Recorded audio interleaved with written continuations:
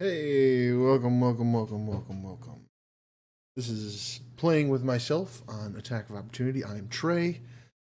I'm going to be playing a solo Dungeons and Dragons adventure. If you've never experienced this, you are in for a treat. This is where I essentially read through a book that is set up and designed with rules and scenarios that are designed for a single player to play against the book. The book is the DM. I'm supposed to roll for the monsters and things and make decisions accordingly. So with no further ado, let's introduce you to this week's adventure. This week we are playing a party of one adventure um, in the Pathfinder role-playing system-ish. It's written by Matthew J. Henson. It is Elgar, Fletch, and the Dark Army. The only rules that I am given before we start diving into the adventure is this is a standalone adventure. It's designed for a single player with no GM. All you need to play is some dice, a D6, a D8, D10, and 20. A pencil, some paper, and this adventure. The rules are explained as you play. Begin at paragraph 1, proceed from there. Taking notes, including the paragraph path which you have already taken, which I am going to write down on this handy dandy here whiteboard as we go. So, with no further ado,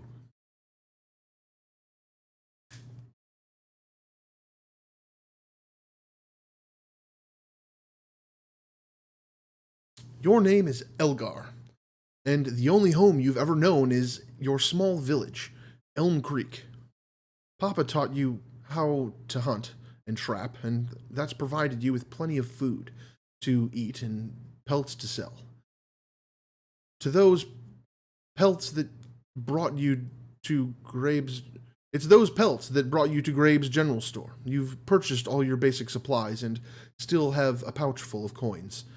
You know, Grabe says, as you're about to leave, I got a couple of those things from a trader a few days ago that might interest you. What you got? You respond. He first pulls out a fine gray cloak. The color seems to shift as you watch it. Real elven work, Grabe says.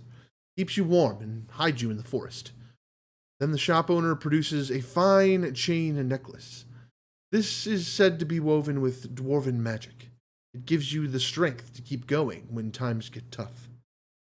You look at the coins in your purse. You have enough to buy either the cloak or the dwarven chain, but not both. On the other hand, you don't need either. You never know when extra gold would come in handy. So, Grabe asks, what'll it be? This is a weird. It's literally tossing me into a decision that could factor in something like massive into the adventure, really soon. This could maybe I need gold to do something, and if I spend this, I'm screwed. But oh man, but that cloak is pretty sweet. Anybody in chat? Gold or cloak? Gold or cloak? Ooh. Ooh. Don't know what to do, but I think I'm gonna go ahead and not do anything. Alright, I'm gonna save my money. Roll on to 52.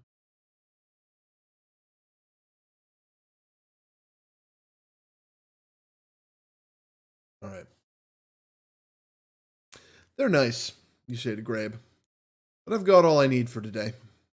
You change your mind, let me know. But don't wait long, or I'll find somebody else who will take them. Make a note on your paper that you saved your money. Alright, I saved my money. I saved money.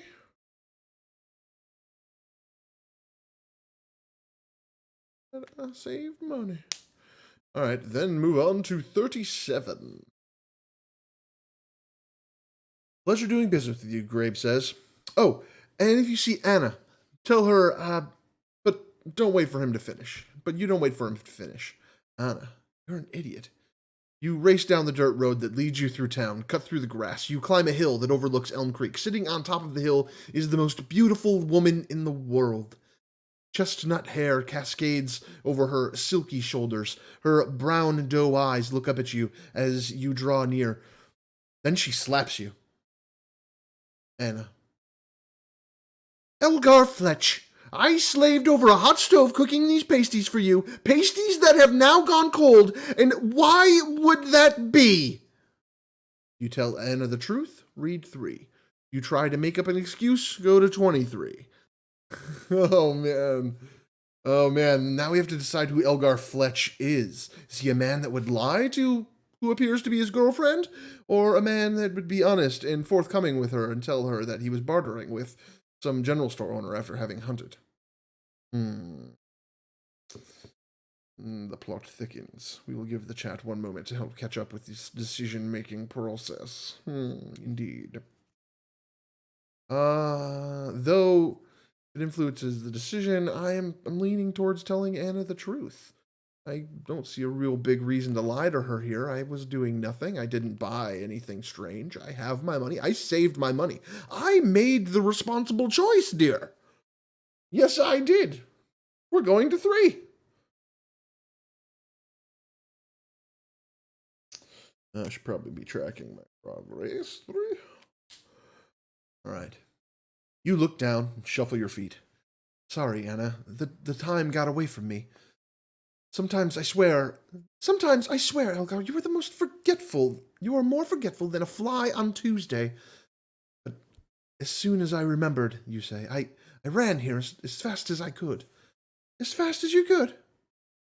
Yeah, I didn't stop for anything. I mean, there weren't much to stop for anyhow, but if there were, like a raging river or a thicket of briar, that wouldn't have stopped me either. Anna furrows her brow.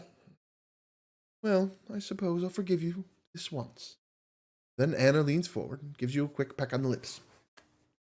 Now, sit down and eat your lunch. 9. All right. The meat pie is, of course, delicious. Anna has always been the greatest cook around. You and Anna eat quietly, and you listen to the rustle of the grass. As soon as she eats, the tension drains from her body. And drains from her body. When she finishes, she speaks to you again. Father says he'll be heading out of the capital at the end of the month. I'm probably going to go with him. Would you like to come? I'm not sure there's anything I need from the capital. Anna rolls her eyes and flops onto the grass. Wrong answer, Fletch. I mean, not much I want, but if there were brigands on the road, you might want Elgar Fletch. Don't you ever want to see what the world is like outside of Elm Creek? Of course I do, but I don't know. There's a lot of nice stuff in Elm Creek, too. What's your biggest dream, Elgar? Taken aback. Never really thought about it before. Well, I mean, you need to think fast. What's something that would impress Anna? I thought about being a hero. A hero? Anna says, raising her eyebrow in skepticism. Yeah, you know, like the kind that slays monsters and saves the kingdom. Anna stands up abruptly. I'm going home, Elgar. And before you ask, no, I don't need someone to walk me home. Then before you can figure out what you said wrong, Anna, gone. You know she'll need some time to cool off. You know it's probably best to bring your supplies back home, but your head is confused, and at times like these, walk in the forest is the best way to clear your mind. Then you think it might be a good idea to visit old Gertie. She might know a bit about women, seeing how she is one. 13. You're soon on the familiar path that leads to old Gertie's shack in the woods. Then you stop. Something isn't right. You scan the woods and see it. At first, it just looks like a shadow that's too big, but then you know what it is. A wolf. There are plenty of wolves around Elm Creek. Normally they stay away from humans, unless they're rabid. This wolf doesn't look rabid, but she doesn't look right either. Her coat is black, almost looks burnt. Her eyes are red. You lift your bow from your shoulder and knock back an arrow as the wolf charges from the bushes.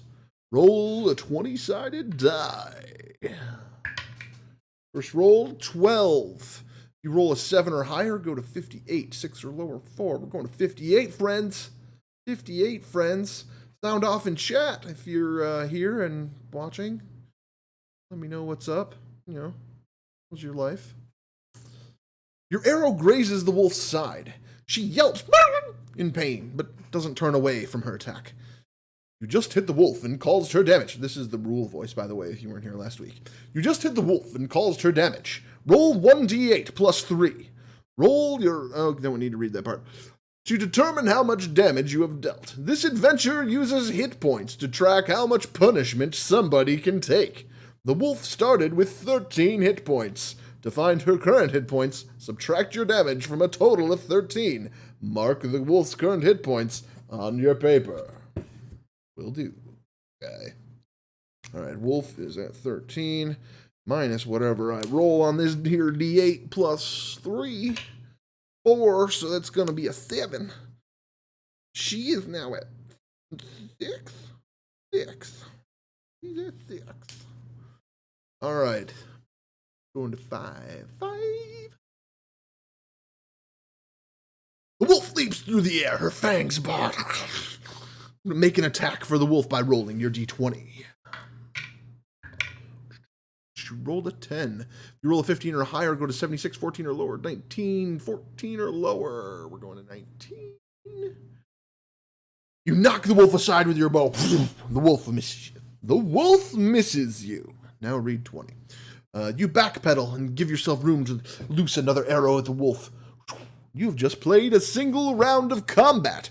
Each round you make an attack and then your foe. In this case, the wolf.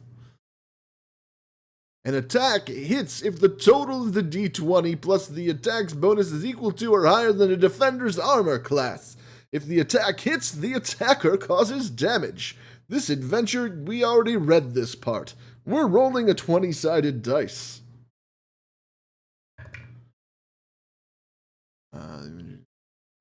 We'll start with 13 hit points. What is her AC? It's at dice at 13. Wolf's current points. Doesn't tell me what her AC is. Oh, here. Alright, Wolf's AC is currently 14. I just rolled a 17. I'm going to hit this wolf with another arrow. Hopefully this ends this right here. Rolled an 8 plus 3. Boom! Wolfie is dead as can be. Whoa, I rhymed. Yeah. Alright. Yes. If the wolf reduces you to 0 hit points, read 80. If you reduce the wolf to 0, it's 16. With a twang, your bow string launches an arrow that strikes the wolf squarely in its chest. She releases a soft whimper and then falls to the ground. You are relieved that the wolf is dead, but deeply troubled by her aggression. Fortunately, Gertie's hut is close by. You proceed again on your path. Old Gertie. We are at 21. We're going to 20. Coming from 16.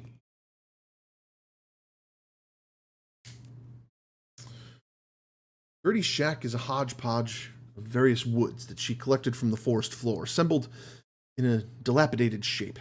While it looks like it might collapse at any minute, it's surprisingly sturdy. Gertie, it's Elgar. You call from outside, the hanging buckskin that serves as her door. Enter. Gertie's withered voice replies. I thought I might have a visitor today.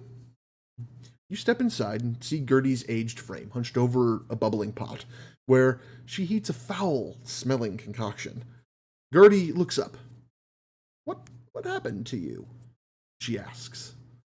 The wolf in the forest, it didn't seem right. Its fur looked scorched, and it had evil eyes like the devil.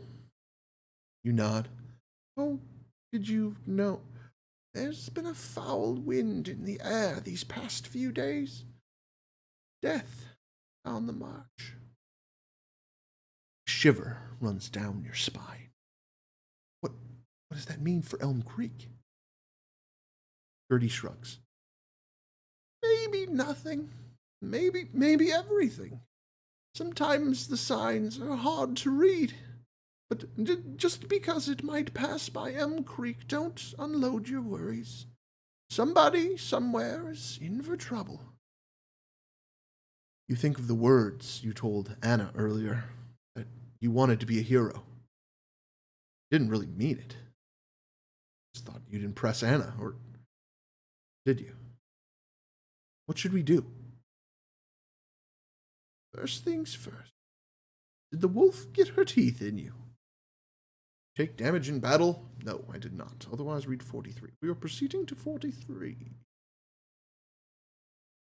Old woman voice came out of nowhere. It's kind of fun. 3.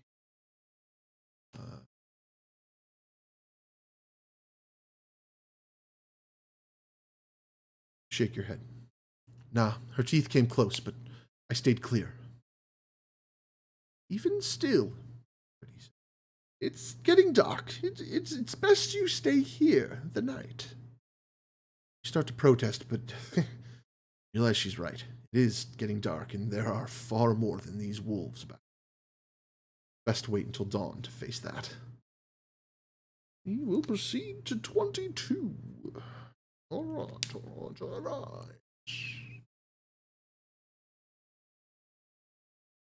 You sleep deeply, but not well. You dream strange visions. You see the wolf you fought risen again. Blood drips from the wounds you inflicted as it snarls at you. You try to raise your bow, but an unseen force strikes again, and again, and again. Blows from nowhere strike your side. You hear a croaking voice. Up! Up! Get up! You open your eyes and see old Gertie hovering above you. She hits your side with a gnarled staff. Get up, you lazy bones! What? You groggily respond. Gertie opens the hide flap and points to something in the distance. Look there, she says. Now read 32.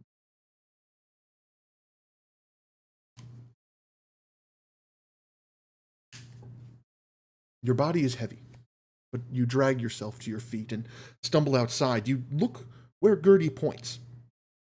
Smoke, and lots of it. More than a bonfire. A forest fire? You think at first, and then you realize the direction of the smoke. That's Elm's Creek. I've got to go, you say to Gertie, and quickly grab all of your things. Wait! Gertie rushes inside and looks through her pots of odd concoctions. She finds what she was looking for and holds it out to you.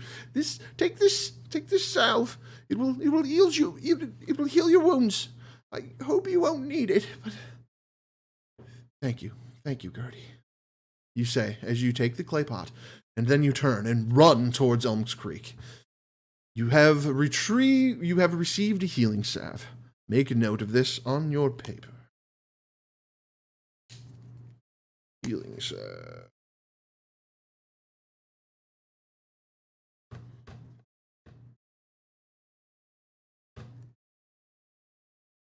All right. Healing salve. Let's see how this works. You may only, again, rule voice. You may only apply a healing salve while you are out of combat. When you use the healing salve, some hit points you lost because of damage are restored to you. Add 8 to your current hit point total. This cannot bring you beyond your maximum of 26. Once you have used the salve, the kit is destroyed. Good to know. All right, 42, kids.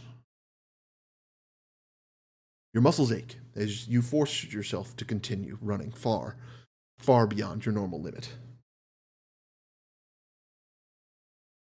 You lose track of time as the landscapes blurs past. The forest clears, you see Elm's Creek in ruin. Black smoke rises from the scorched remains of Dozens of buildings that once made up the heart of the village. Bodies of people who knew lie motionless. 2 black wolves feast on the carrion. Before you realize what you're doing, you loose an arrow. The nearest wolf. You must now fight 2 wolves. What a mood breaker. Rule voices. Must now fight 2 wolves. Similar to the battle before. In this fight, you can only attack 1 wolf each turn, but each wolf gets to attack you each turn. Okay, so 2 wolves, one tray. Got you. I got this. It's cool. All right. So, but I already loosed an arrow, so I go first. I don't think I hit this wolf. Nope, I hit this wolf. I have +7. So I hit the wolf. It's going to be 8 damage to wolf number 1. They have 13 hit points each, so 8. Yep. All right, cool. Then wolf 1 and 2 are going to go at the same time. I'm just going to roll 2 dice. It's going to be, one got a 19, one got a 5. What are their bonuses? 2. One's going to hit me. The other one is not. What are they hitting me with? A 1d6 plus 1. Ooh, max damage. Trey has 26 hit points. 26 minus 7. Alright. Then we proceed onward with my attack. 15. Yeah, I hit this wolf. Same one I hit last time. Same one I hit last time. I'm going to try and take him out. Be a 4 plus 3. It's going to be another 7 damage. Yes, he is dead as can be. Dead AF, bitch. Goodbye. All right. Next, the other wolf that's still alive gets an attack on me. He does not hit me. I get an attack on him. I do hit him. That's going to be 8 plus 3. It's going to be 4. 11. Oh, he only has 2 hit points left. That is BS. All right. So that's going to be, he gets an attack on me. He does not hit me. I get an attack on him. I just hit him. And that's going to be for another 9. He is dead. As I just get into a flurry of dashing and ducking and diving and shooting arrows at these wolves. I reduced them both to 0 hit points. We now proceed on to 11. And I am down to 19 hit points. Current total. All right. 11. Really confusing.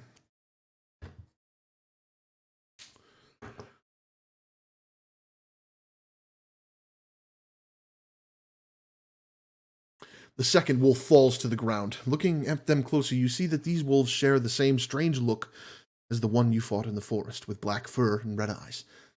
You rush through the debris, searching for signs of life, and then you see her.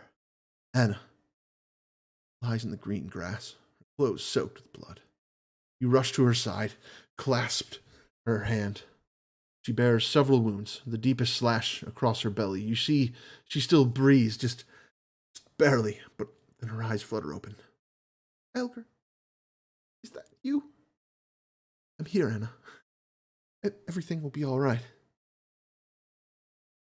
Gertie gave me a salve.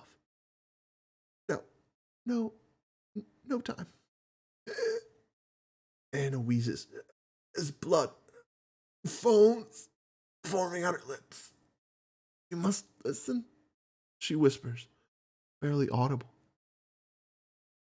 I am applying this salve to the woman I love. I don't give a shit what she says. Screw you, Anna. I'm saving your life, god damn it. Okay, we're applying the salve.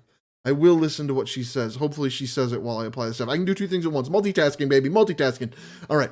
You open the clay jar, holding the salve, and apply it to Anna's wound. She continues speaking, but you can't make out her words. As you bandage the gashes, Anna's eyes flutter closed. She falls unconscious, but she's still alive. Your thoughts now turn to whatever she was so desperately trying to tell you. Must have been tied to whoever destroyed Elm Creek. Should be easy to follow them, but that would mean leaving Anna here in a vulnerable state. Could move her to Old Gertie's, but take some time, and you have time not to waste. Note on paper that you've used your healing salve, and that you learned Secret A. Okay, you learned Secret A. Learned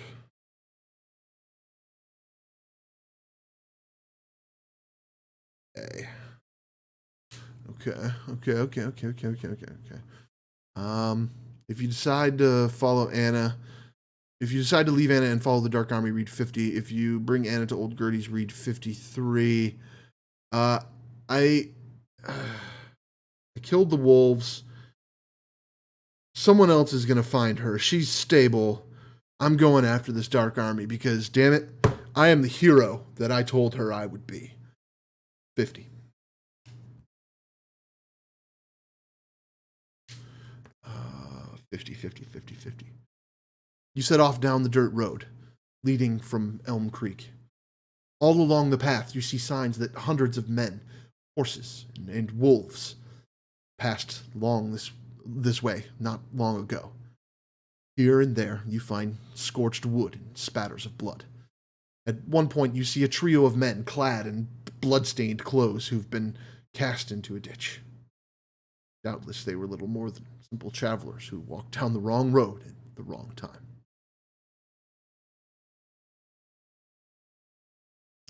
Night falls, and you realize you haven't eaten since leaving Old Gertie's. You've walked all day, and your muscles ache. You struggle to stay on your feet. You must now make an endurance check to keep moving. This is similar to making an attack roll in that you roll your d20 and add your bonus. Your endurance bonus is +7. If you brought the dwarven chain, you get a +2 to this check. Oh, Christ. I don't get a +2 for saving my money. Son of a bitch. Okay. 18. Yeah, baby. +7. Yeah, I rolled it. 72.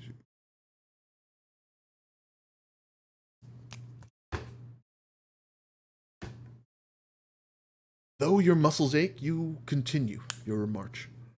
Through the night, certain you are gaining ground on the Dark Army. You walk over a rise and see the Dark Army for the first time. Hundreds of men are camped in the valley below, black banners flying above them. Tall pikes bear severed heads, and more of the strange wolves you killed earlier gnaw on human corpses. You know that you cannot possibly travel through the army, so you enter the brush around the road and hope to sneak by. At first, it goes well, but then you hear gruff voices up ahead. You see two men in black armor wielding enormous swords. These must be some kind of patrol. Your first instinct is to unleash your arrows on them and make them pay for what they did to Elm Creek. You realize, however, that this may prevent you from reaching the capital. There isn't much room in the valley to maneuver without staying far from the path, but you could try to sneak by the warriors.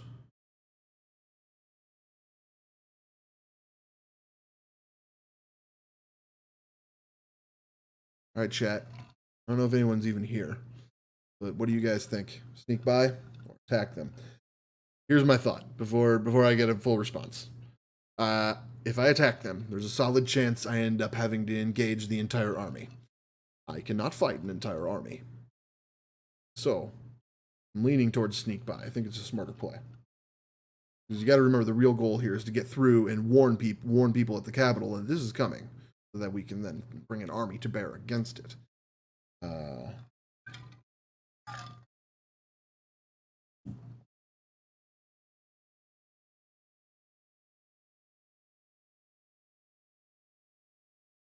I'm thinking sneak around them. I'm happy to sneak around them. All right. We're doing it. 45. 45. Boop, boop, boop. You stay close to the shadows and use your hunter's training to avoid the men in dark armor. You must now make a stealth check, he says in rule voice. You have a +8 bonus to your stealth roll. If you bought the elven cloak, god damn it, you gain an additional +2. Again, no bonus for saving money. I feel like this is some kind of life lesson. Oh, natural 20. Natural 20. I definitely made this. I don't even care what the rest of these rules say. Rolling 7. 7.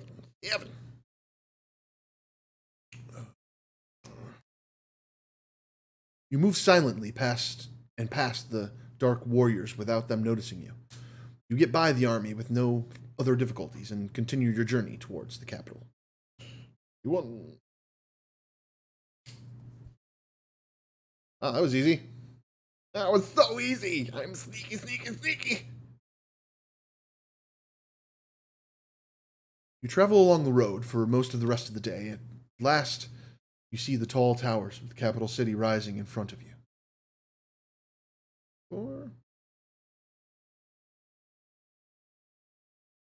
capital is still several miles away, but at last your destination is within reach. Check your paper to see if you have lost any time. No, I didn't lose any time, and I saved money. I never lost time or only lost time once. If you lost time 3 times or more. Nope, I never lost time. So I'm going to 61. Never lost time because I'm efficient AF. All right, 61. You reach the capital gates and tell your tale to the guards. In the next hour, you repeat your story again to the captain of the guard and then to the general of the army. Though he has little reason to trust you, the general heeds your words and he orders his captains to prepare defense. And more. And more importantly, he dispatches horsemen to contact the battalions that are deployed away from the capital and other allies of the kingdom who might come to its aid. The Dark Army arrives mere hours later, but your warning has brought the city much needed time. The civilians from the countryside flee into the safety of the city walls, and the Dark Army lays siege to the city. But within a few days, the reinforcements and allies arrive. After a heated battle, your kingdom is victorious, and the Dark Army flees. If I know secret A, but not secret B. Nope, I know secret A, but not secret B. We're going to 57.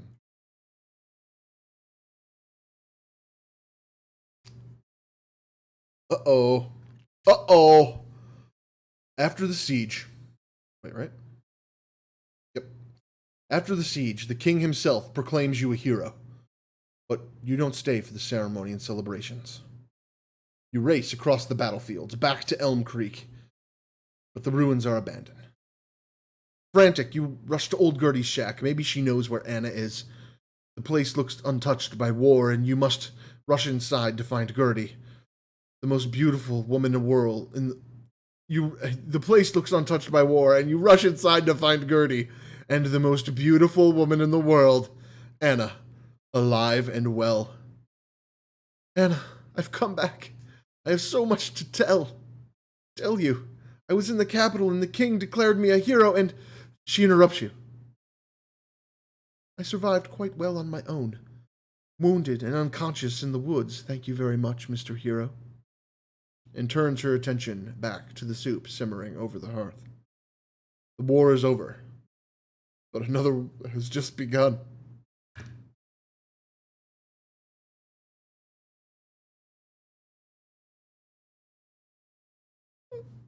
What?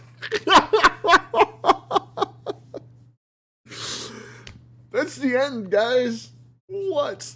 That was fun. That was a lot of fun. And again, that one played in a half hour. That's how fast these are playing. Anyone here? We can do another one. I have another one prepared. I honestly don't care. I have the time. Who's here? Anybody here? Anybody want to see this? Let me do another one. Let me know. Got a minute, but that was fun. I enjoyed that. I enjoy that even though I was a hero, I still have relationship problems. Everybody has relationships. It